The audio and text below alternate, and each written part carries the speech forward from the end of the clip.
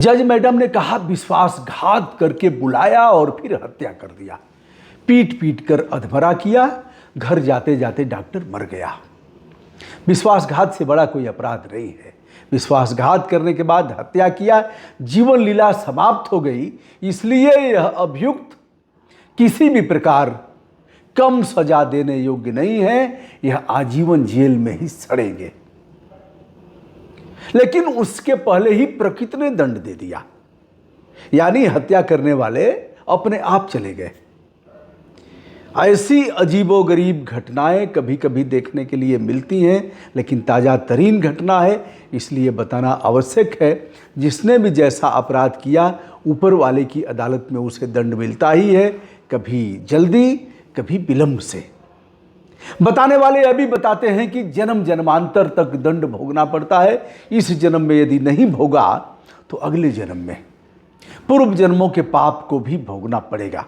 आइए दोस्तों, हम आपको ले चलते हैं उत्तर प्रदेश के सुल्तानपुर में, जहां डॉक्टर घनश्याम तिवारी की हत्या कर दी गई थी, जिस पर केस चला। और केस चलने के बाद जो जज मैडम हैं, उन्होंने क्या कहा। घटना है 23 सितंबर 2023 की।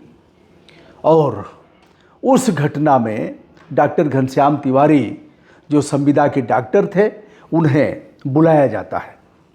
वैसे देखा जाए तो सुल्तानपुर में लंबुआ है। लंबुआ का सरौली कला गांव है और वहीं के रहने वाले थे डॉक्टर घनश्याम तिवारी। चिकित्सक थे, लेकिन नौकरी नहीं मिली। संविदा या आउटसोर्सिंग पर काम कर रहे थे। परिवार की रोजी रोटी चल रही थी। ऐसे में उनके जो दुश्मन हैं, उन लोगों ने बातचीत करके प्रेम व्यवहार दिखाया होगा और डॉक्टर साहब चले गए। पैसे का लेन देन था, ज़मीन का कुछ विवाद चल रहा था। डॉक्टर साहब को लगा कि ठीक है, अगर बात सलट जाती है तो ठीक है, सुलह समझौता हो जाता है तो ठीक है। डॉक्टर साहब चले जाते हैं थाना कोतवाली के नारायणपुर गांव में। उसी समय एक तो विश्वास में लेकर के बुलाया, फिर विश्वासघात किया। लाठी डंडे से इतनी पिटाई हुई कि घनश्याम तिवारी अधमरे हो जाते हैं। प्रकृति कैसे दंड देती है, उस पर मैं आता हूं कि दो अभियुक्त प्रकृति के दंड के वजह से चले गए ऊपर। यानी कोर्ट ने कोई दंड नहीं दिया, ऊपर वाले ने दंड दिया। वो दोनों नहीं रहे, चाचा और भतीजा। एक फिल्म भी है चाचा भतीजा की, बुरे काम का बुरा नतीजा, क्यों भाई चाचा हाँ भतीजा। बुरे काम का बुरा नतीजा, ना मानो तो कर देखो, जिसने जिसने किया है भाई, उसका उसका घर देखो। ऐसी कहावत आपके गांव में प्रचलन में है, लोग ऐसे कहते रहते हैं। अब मारने वाले हैं जो मुख्य अभियुक्त हैं, मारा पीटा, पीट करके अधमरा कर दिया। फिर एक टोटो बुला करके उसमें लादा और कहा ले जाओ, इसके घर पर डाल दो, इसके घर के सामने पटक के चले आओ, जाके सब दाह संस्कार करें। अब जिंदा नहीं रहेगा। वह पानी मांगता रहा, पानी मिला नहीं, न चाय मिला। पीट करके पानी देने के लिए कोई थोड़ी ही पिटाई करता है कि पिटाई भी करेंगे और फिर इलाज भी कराएंगे। अब घर पर आते ही कोहराम मचता है। फिर हॉस्पिटल ले जाते हैं। चिकित्सकों ने उन्हें मृत घोषित कर दिया। चिकित्सक का मामला था, बेरहमी से पिटाई की गई थी, पूरे शरीर पर चोट के निशान थे। अब पूरे जिले में बवाल मचता है। जो अभियुक्त हैं उसमें एक जगदीश सिंह है और जगदीश सिंह के दो भतीजे हैं। एक लड़का है अजय और दूसरे हैं विजय। विजय चचेरा भाई है और अजय जगदीश का लड़का है। इसके अलावा दीपक ड्राइवर है।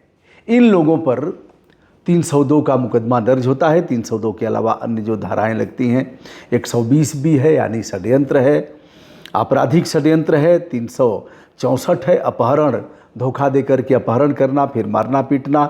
323, 325, 504, 506 यह धाराएं लगी।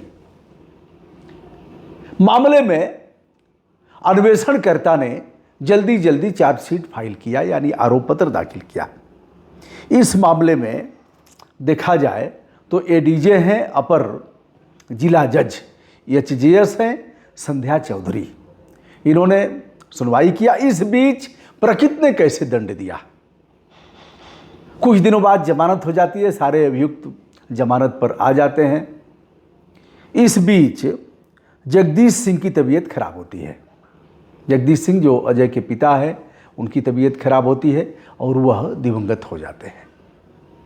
तत्पश्चात उनके भतीजे विजय की भी तबीयत नासाज होती है। विजय तो युवा था, जगदीश थोड़े पुराने थे, मरने लायक नहीं थे। विजय भी अस्वस्थ होता है और वह भी चल बसता है। यह दो घटनाएं। अब जज साहिबा ने क्या दंड दिया? आजीवन कारावास की सजा दिया। लेकिन इन लोगों को प्रकृति ने क्यों दंड दिया?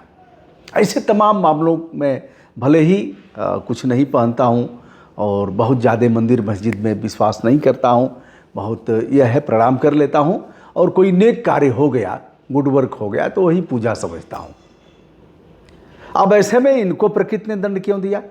एक तो बाप थे, हमारे पिता अगर किसी चीज़ के लिए मना करेंगे, मना करना उनका धर्म है, यदि मना न करके उकसाते हैं कि यह कर दो, तो हमसे अधिक हमारे पिताजी दोषी होंगे।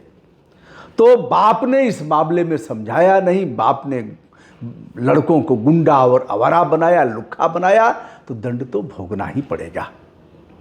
इस मामले में पिता को ऊपर वाले ने दंड दिया कि तुम्हारा अपराध क्षम्य नहीं है, तुम्हारे वजह से पूरे परिवार की बर्बादी हुई है, तुम्हारी पत्नी विधवा हुई, तुम्हारे लड़के आजीवन कारावास की सजा जेल में काटेंगे, परिवार बर्बाद हुआ, उन नाती पोतों ने क्या बिगाड़ा था?